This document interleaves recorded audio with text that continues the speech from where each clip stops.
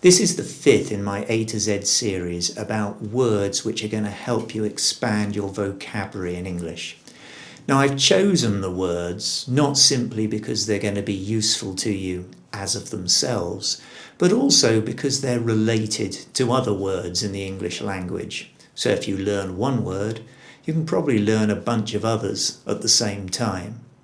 Now today, and I'm going to check my notes, I'm going to introduce a word, I'm going to define the word, I'm then going to identify synonyms, words with similar meanings, I'm going to give usage examples, and then I'm going to show how it relates to other words. Now, there's a word in the English language to describe exactly this sort of introduction that I've given today. E is for explicit.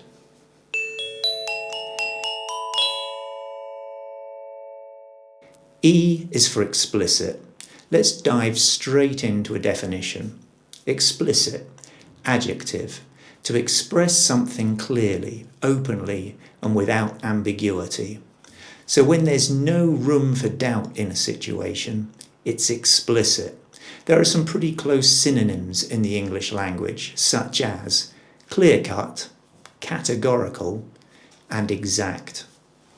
Let's use the word explicit in a couple of example sentences. There was no need to read between the lines. The message was explicit. We were facing redundancy. There was no need to read between the lines. When you read between the lines of a message, you're trying to understand something about its tone above and beyond the actual words that are in the message. So I might tell you that I got an email from my boss. She didn't say she was angry, but reading between the lines, I thought that she was. However, in the case of this example sentence, there's no need to read between the lines. There was no need to read between the lines. The message was explicit. We were facing redundancy. The second sentence. The instructions were explicit. They left no room for interpretation. You know when you've bought something from IKEA, a piece of furniture, and you've got all those numbered steps that you have to follow. If you don't do them in exactly the order they say, you're never going to build the thing that you want. And so the instructions for building a piece of IKEA furniture are always explicit. The instructions were explicit. They left no room for interpretation. So, now we know the adjective explicit, we can very easily turn it into an adverb by adding the ly suffix. Explicitly, an adverb. Let's take a look at a couple of examples. The exam paper explicitly states that you must answer one question from each section.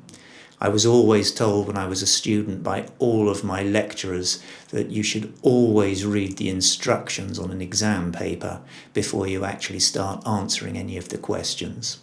The exam paper explicitly states that you must answer one question from each section. Here's another example. Zeus explicitly told Pandora not to open the box. Now, I think any of us in Pandora's position would have ended up opening the box. I mean, imagine it. You've spent the afternoon on Mount Olympus with Zeus, and then he says to you, I want you to look after this box. And you say, okay. He says, but, and this is very important, under no circumstances should you ever open the box. And you say, well, why not? And he says, it's a secret. And you think, but really, Zeus, why not? What's so important about what's in this box? And he says, well, in the box is all the evil in the world. And if you were to ever open it, you would release all the wars, destruction, famine, and death. And then you'd probably say to Zeus, wouldn't you? Well, I'm not really sure that I want that in my flat.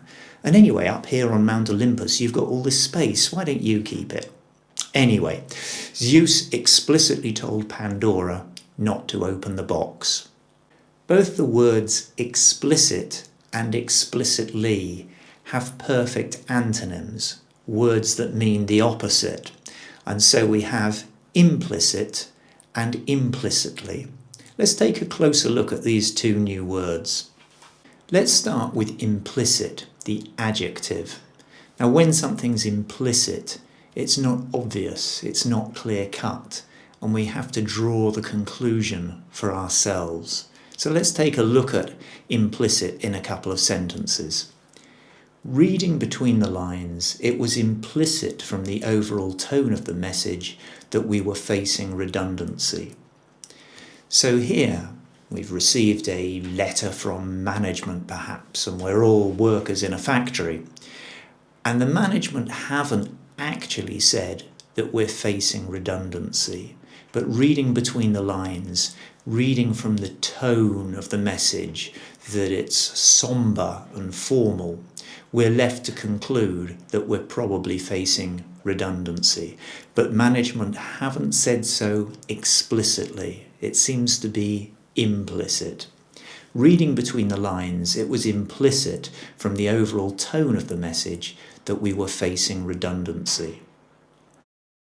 It was implicit that they were expecting a response, but in quite what form we could only guess. I don't know about you, but I've been in many meetings where a client has said that they're not happy with something, but they can't actually clearly express what it is that they want. And so there are no explicit instructions at the end of the meeting, only the implicit sense that we should be doing some new form of work. It was implicit that they were expecting a response, but in quite what form we could only guess.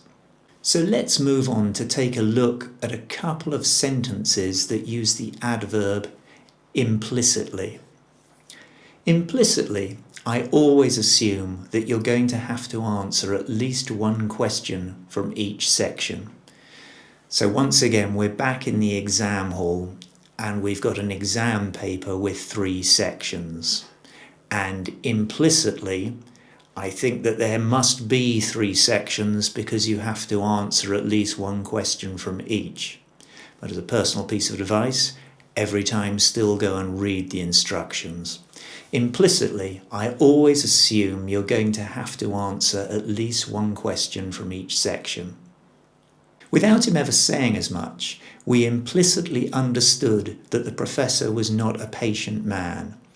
So you can imagine the sort of situation at the beginning of a university term where a professor is introducing himself to a new group of students. Now in this example, he doesn't actually say, "I'm an impatient man." However, from his mannerisms, perhaps he's a little bit rude, perhaps he's a little bit brusque, it's clear that he is impatient.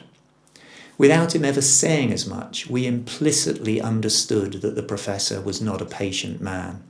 So we've got the adjective implicit, we've got the adverb implicitly, and we also have a related verb, to imply.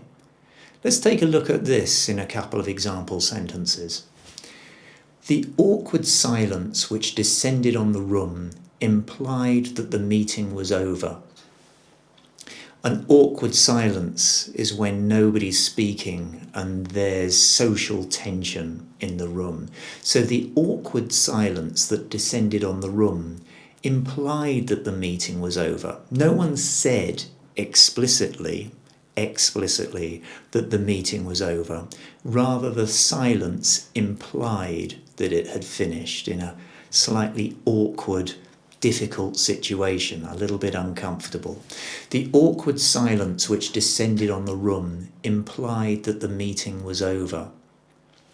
His faintly distracted tone of voice seemed to imply that even if it was offered, he was unlikely to accept the job. So here we're in the situation that someone's being interviewed, and although he's answering the questions, his tone of voice, perhaps he's a little bit distracted, a little bit bored, it seems to imply that he's not actually particularly interested in the job. His faintly distracted tone of voice seemed to imply that even if it was offered, he was unlikely to accept the job. So here's a strange thing. let's call it the case of the missing verb.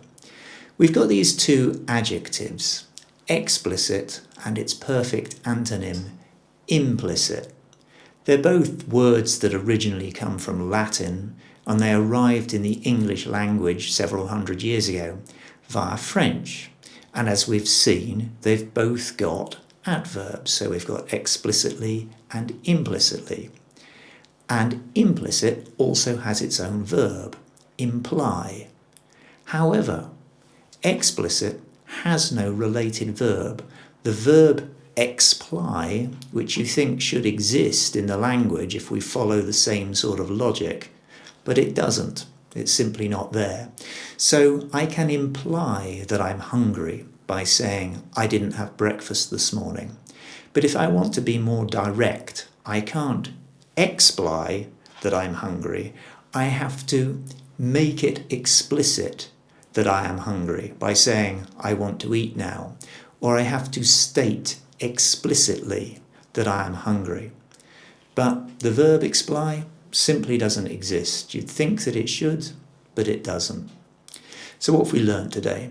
I think we've learned that in English, as in life itself, it's good to know when you need to express yourself explicitly, when you need to be explicit, but that it's also good to know that sometimes you need to read a situation implicitly if you want to understand what's actually going on.